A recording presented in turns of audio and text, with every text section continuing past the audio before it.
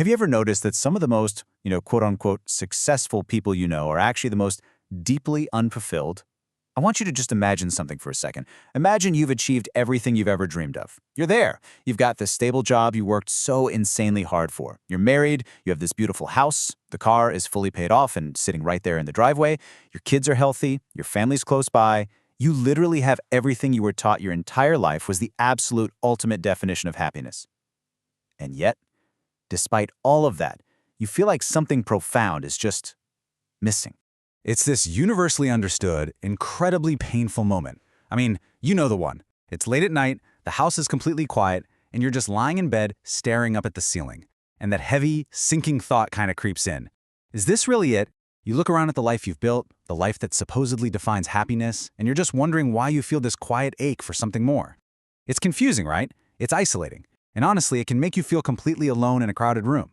It's this unnamed feeling that you should be doing something else, but you can't even put your finger on what that something actually is. It's like a quiet, low-grade anxiety. And the absolute worst part? Nobody warns you about this.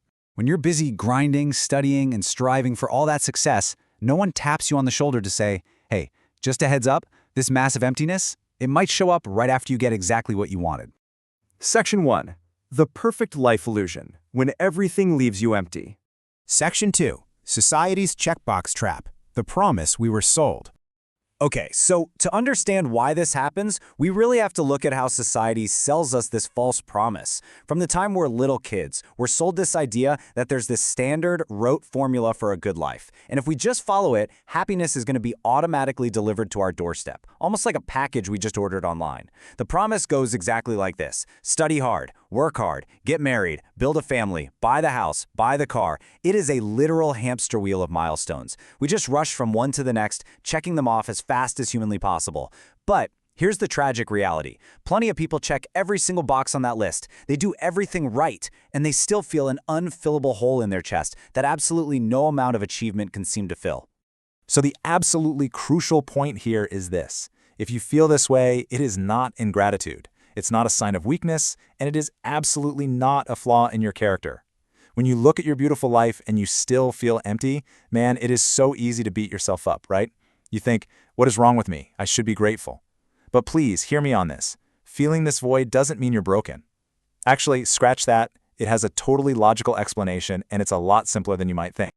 Section 3. The problem with more, trying to fill the void. So this emptiness you're feeling, it's very real. It's not just in your head. Something actually is missing. But our default reaction to it is completely backwards. We frantically try to feel whole by just filling the void with more.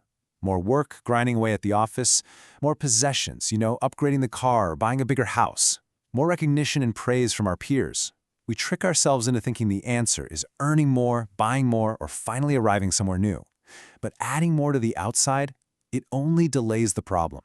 It never, ever actually solves it.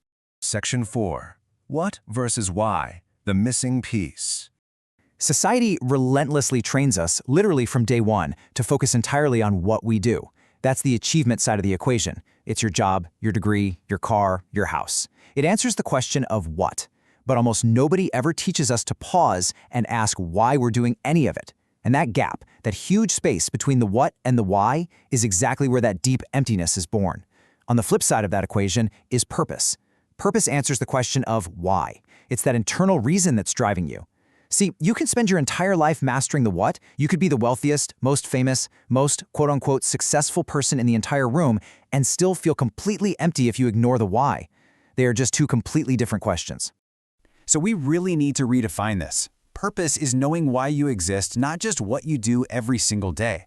True purpose was never, ever supposed to come from checking off boxes on some perfect life illusion.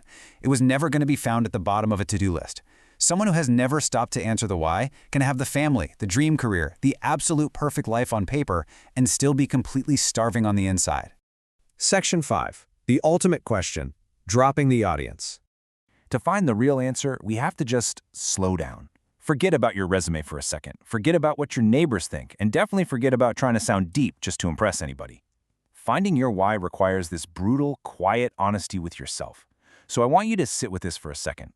What do you do today that you would still do even if absolutely nobody was watching? Even if you got absolutely nothing in return?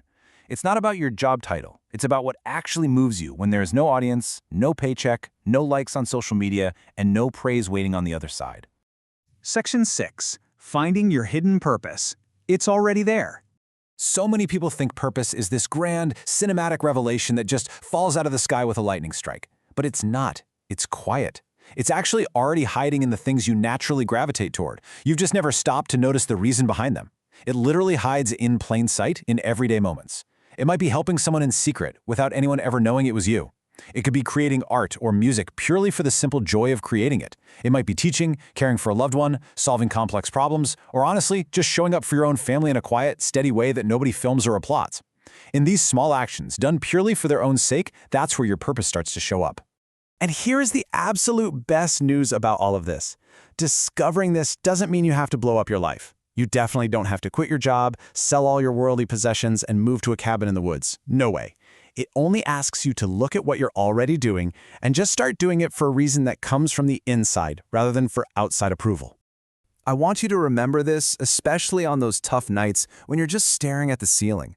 The emptiness you feel after getting everything, it is not a defect in your design. It is not a flaw in who you are.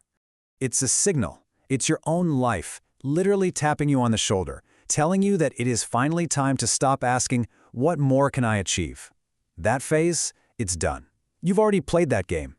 The signal is telling you it is time to transition to something much, much deeper. And that transition starts right here. When you shift your focus inward, that heavy feeling that something is missing finally begins to dissolve. So, I'll leave you with this one question to carry into your day. Why do you do what you do?